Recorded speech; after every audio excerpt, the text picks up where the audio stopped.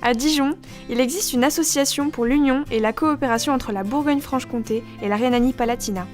Elle a comme objectif de rassembler les jeunes français, allemands, tchèques et polonais pour leur permettre de mieux se comprendre, d'étudier ensemble, de monter des projets en équipe et de promouvoir la coopération européenne.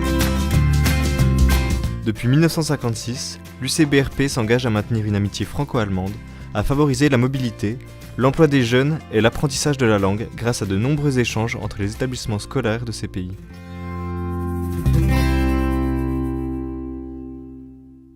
Alors ses origines, donc 1956, période d'après-guerre, le chanoine Kir, qui était un ancien résistant, a décidé de créer un partenariat avec la Rhénanie-Palatinat, en particulier déjà Mayence, puisque à cette époque-là, les troupes françaises occupaient la Rhénanie-Palatinat.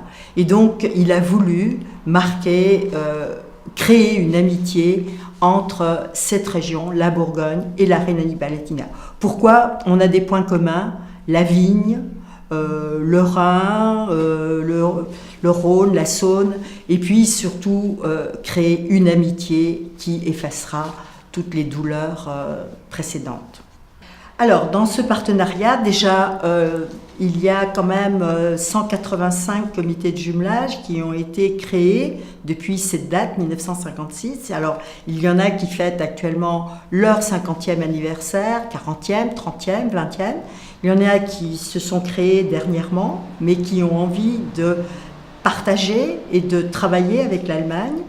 Et puis également, ces 185 comités de jumelage font vivre économiquement leur région. Les Allemands viennent régulièrement en Bourgogne et les Bourguignons partent régulièrement en Allemagne.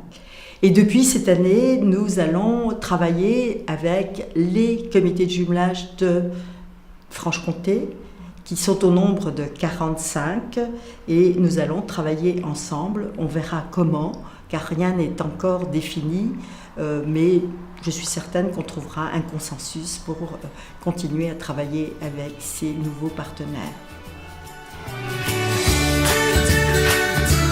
Malvin Stettner, architecte d'intérieur d'origine allemande, nous témoigne de son expérience sur l'amitié franco-allemande.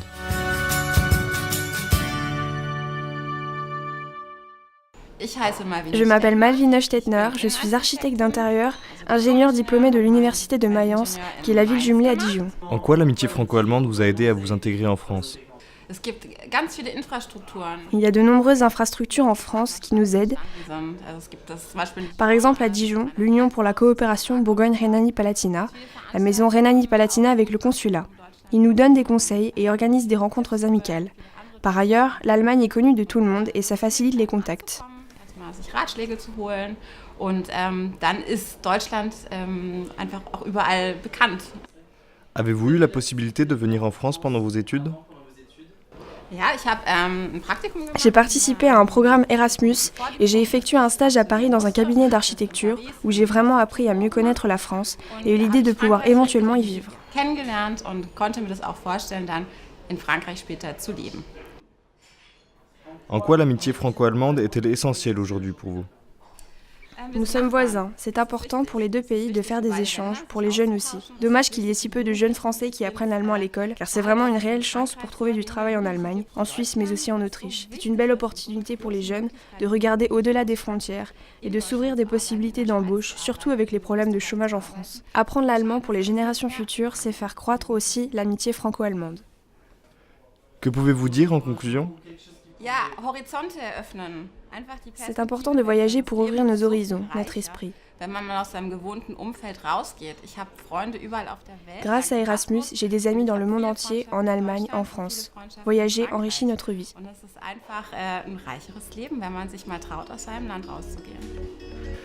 Grâce à l'UCBRP et à l'expérience de Madame Stettner, nous pouvons nous rendre compte que l'amitié franco-allemande est essentielle pour notre avenir.